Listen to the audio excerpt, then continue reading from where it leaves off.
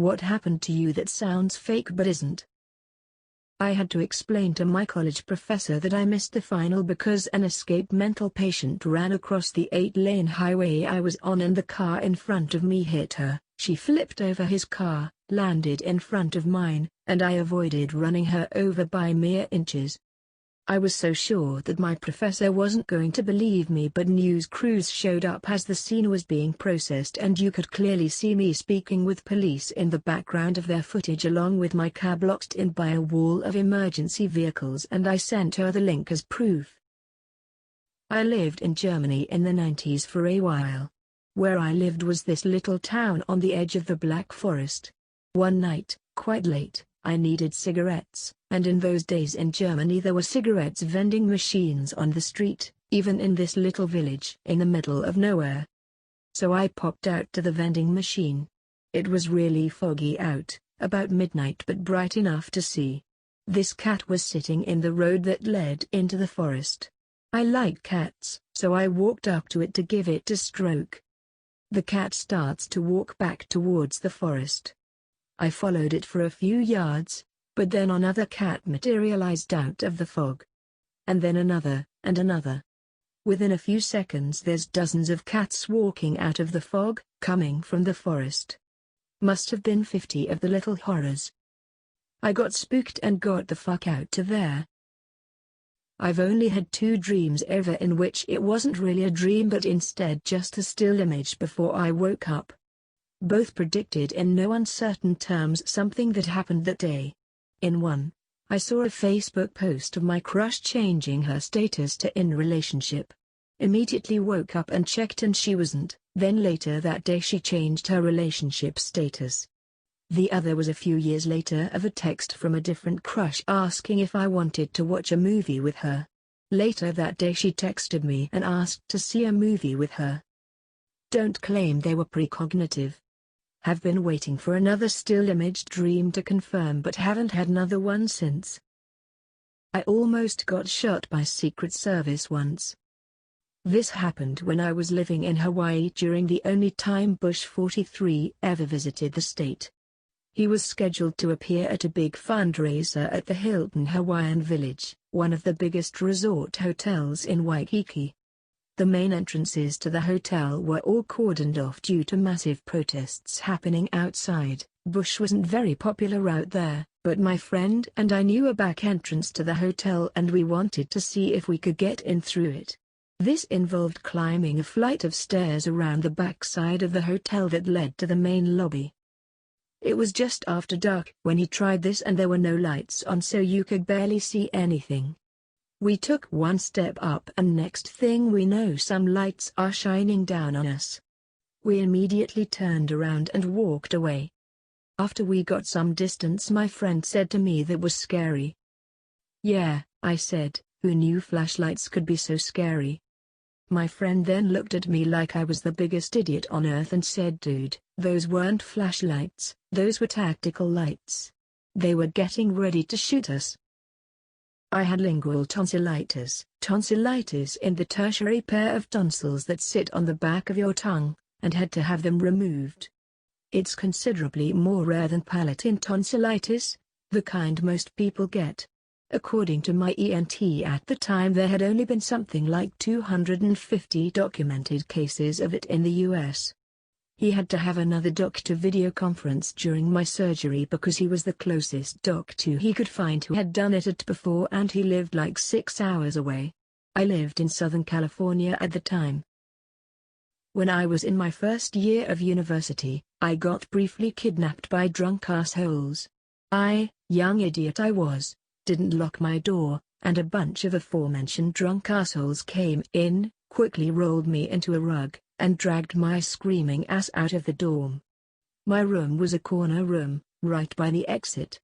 I doubt anybody even heard me. They drove me out of the city and dumped me into a field, before driving away, probably laughing their drunken asses off. I had to walk back to town at 3 in the morning in my pajamas, and it took a half hour to get the RA to let me go back into my room, because I didn't have my student ID on me when I came stumbling back in. Fuck, I hated living there. So one time I was delivering pizza on a military installation. I met a lady in a parking lot and the lot had a metal type fence with metal hook things to open and close it for the entrance and exit. I hand her the food and she signs and all that jazz. I immediately do an about face and swing around and bang my forehead on the metal hook thing and split my head open. Here I am bleeding out and this lady is mortified asking if I'm okay. Me, wanting to GTFO, scurried away saying yeah, I'm good. And I got in my car and drove away. On the way to the store, I was bleeding and had a huge head throb. Eventually got back and they sent me home. Ended up getting like 8 stitches to close it up. I have a muscle disorder. I have to take a pill every 2.5 hours, not when I'm sleeping, 'cause otherwise I'll die, eventually. However, for the first 2.5 years of my life the doctors didn't know what I had. So for 2.5 years I didn't have medication for my muscle disorder. I stopped breathing several times and yet I lived. What sounds fake to me is what happened when I did receive the medication. I was in a hospital, of course lol, and a doctor who was doing research on a different form of the muscle disorder saw me and recognized the symptoms. I was like a goddamn pudding, could barely sit up straight. I could walk for a bit but I looked like a goddamn gremlin. I couldn't even cough 'cause I didn't have the strength for it, even talking was quite difficult. I was given medication and a few minutes later I sat up straight by myself, looked at my parents and said, with a huge lisp, I want apple juice and Dad wants a beer. Then when I got home I apparently climbed onto a table and proceeded to hang from a lamp. It was like a chandelier of some sort. And my parents were like what, how? Not me, but I called my dad a couple months ago to talk about some of our relatives in the military. He told me about my great-grandfather, his mom's dad, who was a prisoner of war in Japan during the Pacific Theater of World War II. He was captured and as you can imagine treated brutally by the Japanese for over a year. One day he saw an American plane flying over Japan and then a big white flash far away in the direction the plane flew. The people who previously tortured him suddenly acted nicer to him for some reason. When he was released not long after that, he put 2 and 2 together and realized that he had witnessed one of the atomic bombings. Not only him, but my dad's dad died in a helicopter crash in 1985 when my dad was only 4. He was an aviation machinist's mate in the Navy and his helicopter went down while practicing maneuvers or something. Those 2 are the reason my dad served in the Army for over 20 years and the reason I joined Air Force ROTC in college. I'm actually starting today. I've never been entirely certain whether people believe the things I dream, or perhaps they simply don't care. But the shit I dream at night is vivid and specific. For example, I once dreamt I was in a cave-in, and stuck as I was and in such a terrible situation I came quickly to the conclusion that I was going to most likely die a slow and maddening death, so in the dream, after a lot of wiggling and straining I was able to get hold of small pocket knife and then proceed to cut my own throat. The worst part wasn't actually the cave-in, that all happened rather quickly. It was the anxiety and terror of the possibility that I might not reach my knife and so have to die in that claustrophobic nightmare. After a bit of stabbing and sawing I was lucky enough to wake up.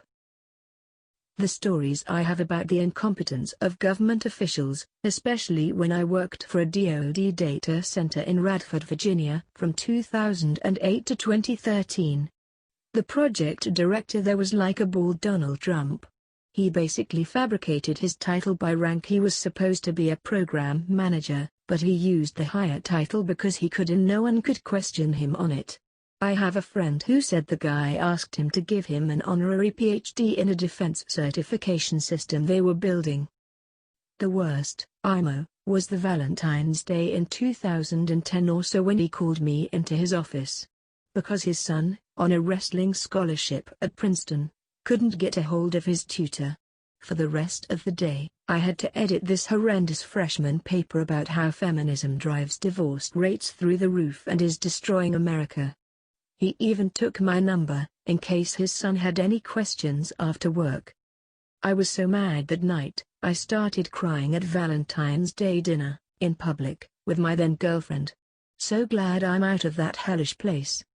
Pretty sure he and his deputy PM did coke in the command office too, but that's a different story.